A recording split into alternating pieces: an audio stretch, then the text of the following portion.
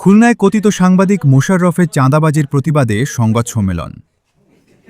আমাদের খুলনা জেলা প্রতিনিধি আশরাফুল ইসলাম রাজুর পাঠানো তথ্যচিত্রে বিস্তারিত আপনারা দেখছেন 10 স্টার বিডি 24। সঙ্গেই থাকুন।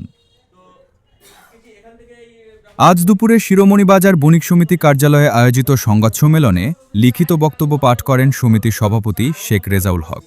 তিনি জানান, মোশাররফ হোসেন দীর্ঘদিন ধরে সাংবাদিক পরিচয় দিয়ে এলাকার সাধারণ ব্যবসায়ী ও গণ্যমান্য ব্যক্তিদের কাছে মোটা অঙ্কের চাঁদা দাবি করে আসছেন।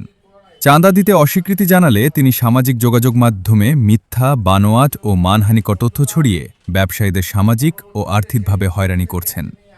সংবাদ সম্মেলনে সাধারণ সম্পাদক শেখ শহীদুল ইসলাম সহ অন্যান্য ব্যবসায়িক নেতারা উপস্থিত ছিলেন। বক্তারা জানান, এই কথিত সাংবাদিকের অত্যাচারে ব্যবসায়ীরা অতিষ্ঠ। এ বিষয়ে ইতোমধ্যে খানজাহান আলী থানায় একটি লিখিত অভিযোগ ও সাধারণ ডায়েরি করেছেন।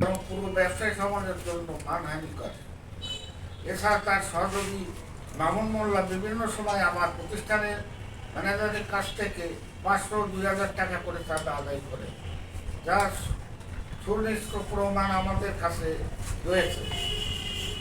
সমাজের দর্পণ প্রিয় সাংবাদিক বন্ধুগণ, সাংবাদিকের কাছে একটা মহান পেশা, কিন্তু মোশাররফ হোসেনের মতো ব্যক্তিরা এই পেশা আড়ালে ব্যক্তিগত আক্রোশ চারিত্র করছে এবং অর্থ আদায়ের মাধ্যম হিসেবে সাংবাদিকের মতো মহান পেশার কার্ড ব্যবহার করে নীরবে চাঁদাবাজি করে যাচ্ছে।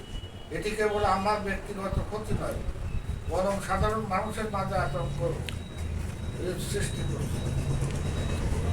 আমি ইতিমধ্যে খানজাহান থানায় বিশেষ একটি লিখিত অভিযোগ দায়ের করেছি।